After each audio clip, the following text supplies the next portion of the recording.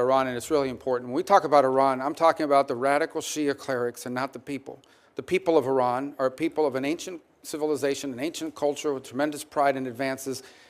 And I don't know who take great pride in their Persian heritage and identity.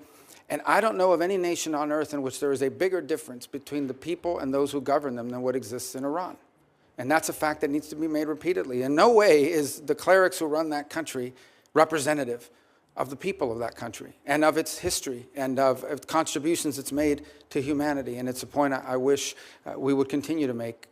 Iran and that regime is at its weakest point in recent memory, maybe ever. Their air defenses have been badly damaged. Their Shia crescent that they were trying to create has been badly damaged in Lebanon, in Syria, where they've been basically forced and driven out. Their economy is in shambles. They now are, on some days, having 6, 8, 12, 9-hour blackouts. They are on the verge of potentially, if not having done so already, having to pull back on the energy subsidies that they provide people in that country that are incredibly popular, and it would be unpopular to reverse.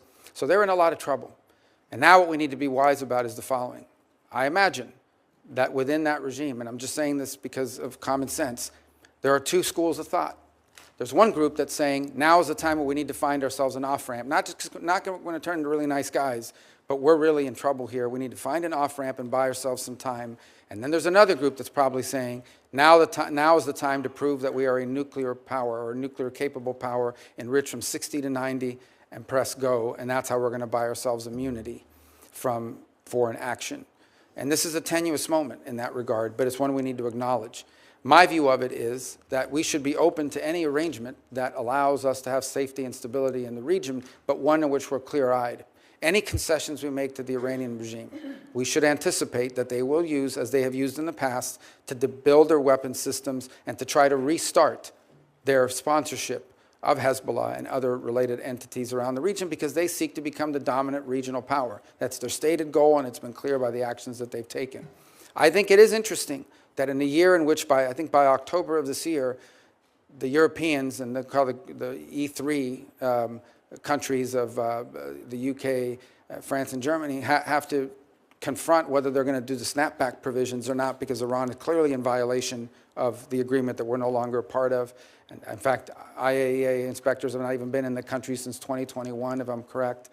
So I think early this week on Monday, they engaged the Europeans in talking about nuclear arrangements. So whether that's indicative of the direction they're going or not, we're going to find out. What cannot be allowed under any circumstances is a nuclear-armed Iran. What cannot be allowed under any circumstances is an Iran and an Iranian regime that has the resources and the capability to restart and continue their sponsorship of terrorism.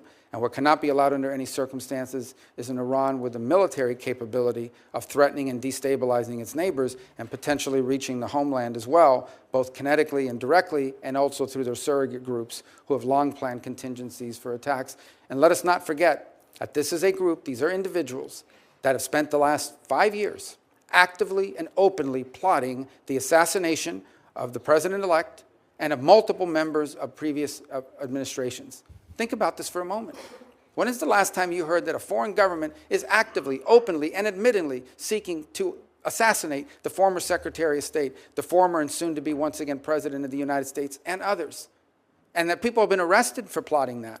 This is who we're dealing with. And anything that we do with Iran needs to be clear-eyed about who that regime is, but also who the people of Iran really are,